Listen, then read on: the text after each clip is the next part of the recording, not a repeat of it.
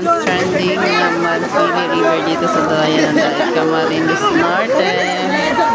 Ayan, i-enjoy ang lahat. At ibang destination sa mga business Mindanao. Ayan na po.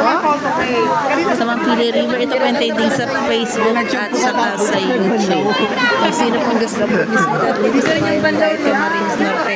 Ayan po, i-try po natin, subukan po natin ang Pili River dito sa bayan ng Daet, sa barangay ng San Lorenzo. Ayan po, Blue Lagoons talaga. Fresh na fresh ang water. Blue Lagoons. Ayan po. Ang dami po. Sa iba't ibang galing ng panig ng mundo. Ayan, tara na. Guys, ayan po. Ang dami po ng mga tao para na po langgam sa sobrang dami. Ayan po. Ayan po ang Mampili River dito sa bayan ng Daet, Camarines Norte. Ayan po guys. Thank you for watching.